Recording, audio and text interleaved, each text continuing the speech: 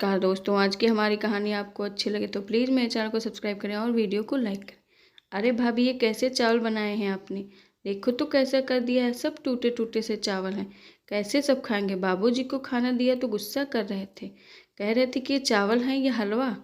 ननंद दादा की कड़वी बातों से पहले ही नाराज रेखा गुस्से में आखिर बोल ही पड़ी कि दीदी, इसमें मेरी गलती नहीं है। आपने ही तो 2 घंटे पहले ही चावल एक तो भिगा दिया था, जिससे चावल पहले ही टूट गए थे। फिर ना ही आपने ये बताया कि चावल आपने लिया कितना था। चावल फूल जाने से मुझे समझ नहीं आ रहा था, और ना ही मुझे पानी अंदाजे से डालना आता है। आपसे पूछा तो आपने बोल दिया कि मैं बिना नापे तौले ऐसे ही बनाती हूँ, तो फिर ऐसा ही तो चावल बन पाएगा। ये कैसे बात कर रही हो रेखा? दीदी से गुस्से में बोलते हुए रेखा के पति सचिन आकर कहते हैं, देख ना सचिन, तेरी बीवी एक तो चावल बनाने की समझ नहीं है, पर जबान इसकी बहुत चलती है। रेखा कहती है कि चावल की भी समझ है दीदी, और बात करने की भी, पर अगर मुझे अपने तरीके से बनाने दिया होता तब ना। मैं नाप के ही चावल लेती हूँ और उसके ही हिसाब से 2 गुना पानी बस डाल देती हूँ। क्या इससे पहले इस घर में मैंने चावल नहीं बनाए हैं? ननंद राधा भी गुस्से में बोल पड़ी। अरे तो क्या हो गया? अगर चावल मैंने पहले ही भिगा दिया था तो चावल पहले से फूले हुए होते तो खुले बर्तन में भी आराम से बन जाते हैं।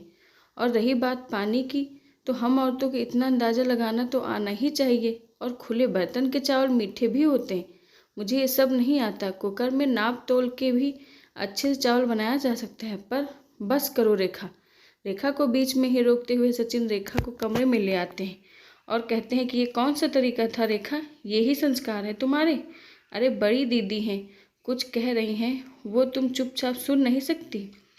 क्या बात कर रहे हो सचिन? दीदी बिना वजह काम बढ़ाने और काम समय की बर्बादी कराती रहती हैं। हर बात में, हर काम में जब भी आती हैं बस टोका टाकी शुरू कर देती हैं। बच्चे के डायपर से लेकर एक छोटे से चावल तक हर चीज़ में घुसी रहती हैं। कोई भी काम अपने तरीके से नहीं करने देती हैं। बस करो रेखा। मेरी बहनें टोकती नहीं हैं, सलाह देती हैं। तुमसे उम्र में और तजुर्बे में बड़ी हैं, तुम्हारा भला ही चाहती हैं, इसलिए कदम कदम पे सलाह देती हैं। तुम तो किस्मत वाली हो जो तुम्हारे सही गलत पे तुमको कोई समझाने वाला है, वरना कहाँ आजकल कोई किसी के बारे में सोचता है।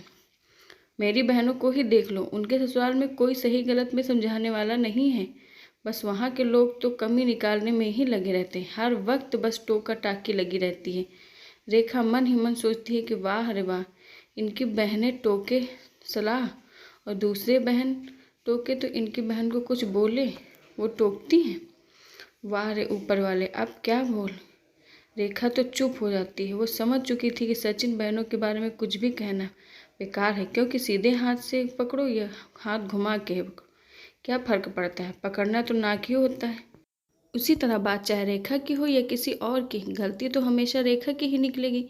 खैर, ये सिलसिला अक्सर चलता रहता है रेखा की ज़िंदगी में।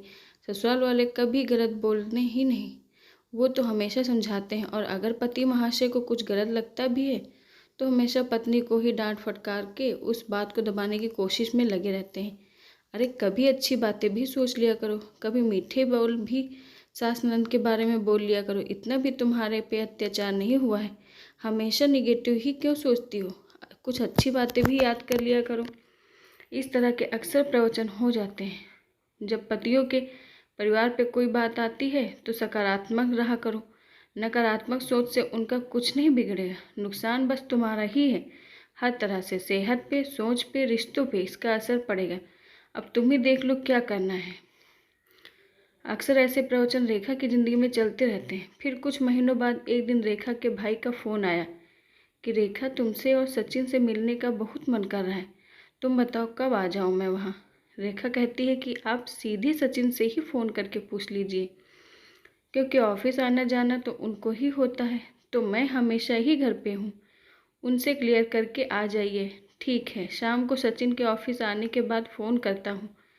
फिर ठीक है भाई, बाय। शाम को सचिन के आने के बाद फ़ोन की रिंग बजी। फ़ोन में देखते हुए सचिन ने ऐसा चिढ़ के मुँह बनाते हुए गुस्से से रेखा को बोले, अरे यार, ये तुम्हारे भाई बार बार मुझे फ़ोन क्यों करता है? उसको समझ नहीं आता कि मैं उससे बात नहीं करना चाहता? ऐसा क्यों बोल रहे हैं? आपको नहीं करेंगे तो फिर किसको फ़ोन करेंगे वो? आखिर उनकी बहन के पति हैं आप। उसको बोलो मुझे फ़ोन ना किया करे। पता नहीं खुद को तुम्हारा भाई समझता क्या है, जब देखो तब नसीहत बांटने चला आता है, जैसे मुझे कुछ आता ही नहीं, बस उसी को सब आता है। जब देखो तब ज्ञान बांटने लगता है। ऐसा कुछ नहीं है, बड़े लोग तो ऐसे ही अपनी राय देते ही रहते हैं। आपके घर में भी तो अच्छा अच्छा। बस करो, मेरे घर में कहानी मत शुरू करो। जो कह रहा हूँ वो बस करो। रेखा फिर कहती है कि अरे वो बहुत दिन हो गए हमसे मिले हुए, तो भाई का बहुत मन कर रहा था, इसलिए मिलना आ चाहते हैं। तो कब आए वही पूछने के लिए आपको फ़ोन कर रहे हैं वो। उसको बोलो वो तभी तुमसे मिलने आए जब मैं ऑफिस के लिए घर से निकल जाऊँ, और मेरे आने से पहले भेज देना उसे। मुझे नहीं मिलना तुम्हारे भाई से।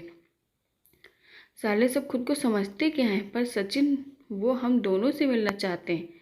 मुझसे क्यों? फिर से ज्ञान देना है क्या मुझे? नहीं मिलना तुम्हारे भाई से। कहते हुए सचिन बाहर चले गए। अपने आदर सम्मान बड़े भाई के लिए इतनी कड़वी बात सुन रेखा का दिल रो पड़ा। आज रेखा खुद को ही अपनी नज़रों में गिरा हुआ महसूस कर रही थी। वो खुद को ही अपराधी मान रही थी, जैसे उसने ही अपने भाई के बारे में ऐसी उल्टी सीधी बातें बोली हों। रेखा चुपचाप बैठे बैठे सोचती है कि आगे अब वो क्या करे। अगर भाई यहाँ आए तो सचिन के बारे में पूछेंगे तो मैं क्या जवाब दूंगी, और अगर सचिन सामने पड़ गए और भाई को अनुचित शब्द कह दिए तो सोच सोच के रेखा का सिर फटा जा रहा था। हे भगवान, ये कैसी दुविधा में डाल दिए। क्यों मुझे दोनों में से एक को चुनने पे मजबूर करते हो? दोनों मेरे अपने हैं। मायके और ससुराल की खुशी से ही मेरी खुशियाँ भी हैं, पर मेरी खुशी के लिए और कोई क्यों नहीं कभी झुकता? क्यों ये सब और मैं बर्दाश्त नहीं कर पाऊंगी। इससे अच्छा तो यही है कि भाई यहाँ आए ही ना, इसमें ही सबकी इज्जत है। ऐसे बेइज्जती से अच्छा है कि भाई मेरे घर मेरे ससुराल में आए ही ना। इतनी देर तक सोच के सागर में डूब के ये ही हल निकाला रेखा ने। फिर आंखें पोंछते हुए अपने भाई को फ़ोन लगाकर रेखा खुश होने का नाटक करते हुए बोलती है कि अरे भाई, आप क्यों परेशान होते हो? आप रुको उधर ही, अगले महीने मैं ही आती हूँ तुम्हारी सुख शांति भंग करने। और हाँ, माँ से कह देना कि मेरे लिए कई तरह के पकवान बनाने की तैयारी कर लें। मैं आकर खूब खाऊंगी और खूब आराम करूंगी, एक काम नहीं करूंगी। देखना, इतना तुम लोग के नाक में दम कर दूंगी, तुम लोग खुद कहोगे कि अरे रेखा तू कब जाएगी अपने घर। कहते हुए दोनों भाई बहन फ़ोन पे ही जोर जोर से हंस पड़े। रेखा की हंसी के मारे तो आंखों से आंसू भी निकल आए। ऐसा क्यों होता है, जब भी ससुराल वाले कुछ कहें तो पति महाशय को लगता है कि मेरे घर वाले टोकते नहीं, सलाह देते हैं, पर अगर मायके वाले फ़ोन पे ही बात करें या सामने मिल के बात करें तो तुम्हारे घर वाले हमेशा तुमको उकसाते रहते हैं। क्यों हमेशा मायके वालों को शक की नज़रों से देखा जाता है और अपने घर वालों की गलतियाँ दबाई जाती हैं? क्यों? आशा करती हूँ आपको हमारी कहानी पसंद आई होगी। धन्यवाद।